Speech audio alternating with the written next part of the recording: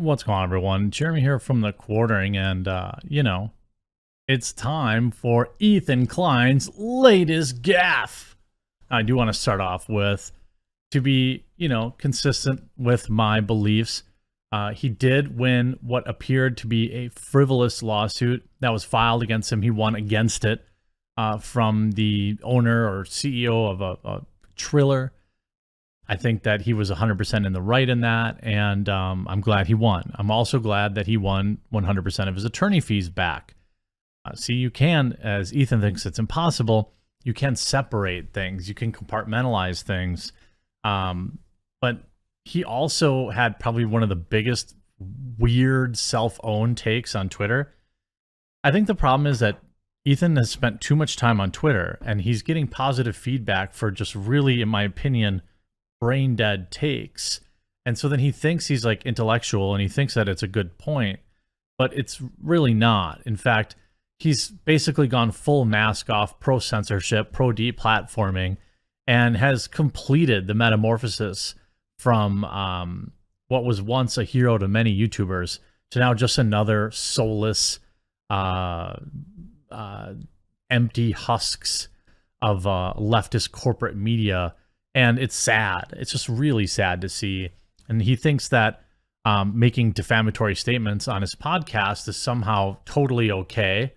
But then he's mad when people, then he's also pro deplatforming. It's so wild and crazy. I'm going to get into all that after a really quick word from this video's sponsor. Huge shout out to this video's sponsor, Established Titles. Established Titles is a project based on a historic Scottish custom where landowners are referred to as lairds or lords and ladies in English. They allow people to buy as little as 1 square foot of dedicated land so they can call themselves a lord or a lady officially.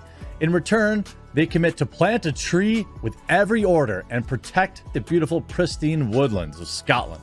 Established Titles makes an absolutely amazing gift, and a person could officially get their name changed on documents. Their title pack gives you at least 1 square foot of dedicated land on a private estate and an official certificate with a crest. Established Titles is currently having a really big sale just for you, my subscribers. You can get an additional 10% off any purchase you make with the discount code TheQuartering. So click the link below, go to establishedtitles.com/TheQuartering and use promo code TheQuartering to save an extra 10% today. Ethan Klein reveals Andrew Tate sent him a cease and desist letter. With Andrew Tate now banned from all social media platforms, and many other content creators and influencers have been discussing the situation as well as voicing their thoughts and opinions on Tate. Some of the controversial things that he said in the past, one of the most outspoken voices in the mix has been YouTuber and content creator Ethan Klein, who is now clearly pro deplatforming people who he doesn't like. This is something, a lot of people suspected about him for a very long time, but now he doesn't even care anymore. He doesn't even pretend that he's not pro cancel culture. He doesn't even pretend that he's not pro deplatforming. People whose opinions that he doesn't like, he would happily deplatform. I'm sure he would celebrate a guy like Joe Rogan getting deplatformed, a guy like myself getting deplatformed, because he himself thinks he's untouchable. He then went on to tweet that he got a cease and desist letter from Andrew Tate. He demands to stop talking about him. Now, this is what the thing is. Like, in Ethan's galaxy brain take here, he writes, "Dear free speech champions that defended Andrew Tate, tell me what you think about this. I just got a cease and desist letter from Andrew Tate. He demands I stop talking about him. Thoughts?" Now, in just 2 sentences, you have probably one of the most manipulative, misrepresentative statements humanly imaginable. First of all, he did not get a cease and desist letter that said he had to stop talking about him. We're going to talk about that in a minute. I also want to point out that if you're a free speech champion, which, as cringy as it sounds, I would consider myself pro free speech, you are not defending Andrew Tate. This is like the leftist small mindset. When you are defending, if you are speaking out against the deplatforming of Andrew Tate, you are not defending him or his ideas. You are defending the idea that he should have a right to say what is on his mind and a right to share his opinions. I don't agree with things that Andrew Tate says or even does, but I do think he should have the right to say those things. So this is like the twisted leftist pro-censorship mindset. Like, oh, you didn't like that they deplatformed him, then you must agree with the things he says. Said another way, people who I don't agree with or people who say things I don't like should be deplatformed, which is exactly how we know Ethan Klein feels these days. Now, he gets a bunch of likes and retweets on Twitter from other pro-censorship people, so he thinks it's some kind of nuanced take. But you see a lot of people in the responses saying defamation is a completely different ballgame, especially when his voice is completely stripped to the point of not being able to defend himself. Time to see if there was any merit in what you were saying about him. Fans of Tate are defending the move, calling out Klein and others who have been talking about the influencer as breaching defamation laws and rules, given that he is unable to defend himself anymore. Look, I don't think just because somebody's been deplatformed, you aren't allowed to talk about them. That's ridiculous. However, there are some statements that Ethan Klein has made that would appear to be defamatory, which is what you would issue a cease and desist about. You can't say, you can never mention my name. I don't think that's how it works. Some are defending Klein and highlighting that almost every influencer has been speaking out about Andrew Tate, and others even questioning if Klein did in fact even receive the letter, that he might have simply made it up as a way to fuel hatred towards Tate. I don't believe Ethan Klein made it up. I genuinely don't. I don't think he would make up that. He's a lot of things, but I don't think he's an outward liar.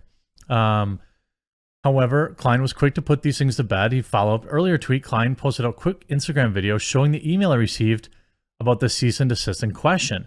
In the Instagram, he explains that he received an email today from Andrew's attorney. The email was then shown in the background of the video, with Klein confirming that it is asking him to cease and desist talking about him.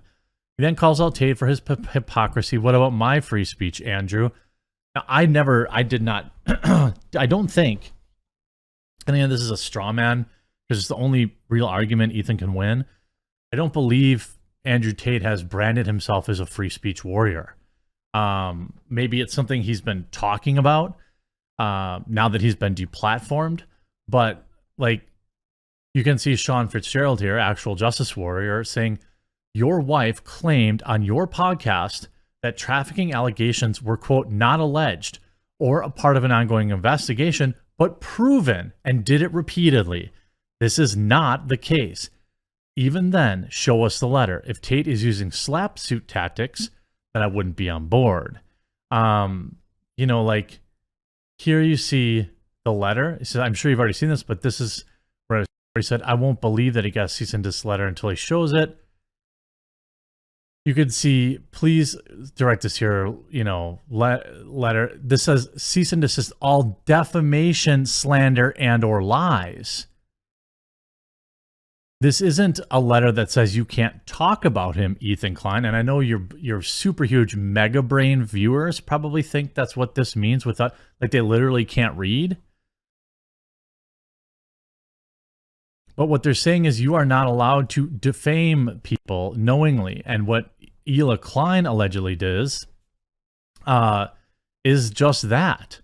And you can't go and say like, oh, well, he's... And by the way, he has also said... Where's the tweet? I have it. I don't have it. His only reply was, bro, I said, Ethan, are you so shallow in your beliefs that you would abandon them just because someone else does? Free speech is important, and as a content creator has faced several lawsuits involving creative freedoms and your own free speech, it's baffling you would have such an outtake. 1,800 likes, right? What do you think? What kind of mega brained, well thought out reply do you think Ethan Klein would have? Bro, were you drunk when you wrote this? Tate is the one threatening to sue me, not the other way around. I never said you were threatening to sue him. I said that you think that free speech only should apply to people you agree with, Ethan Klein, or that you think free speech, that somebody shouldn't be entitled to free speech universally, even if they think, see, like, somebody like Ethan Klein doesn't think everyone's entitled to free speech, but I think Ethan Klein should be. See how that works? Like, it doesn't have to work like that.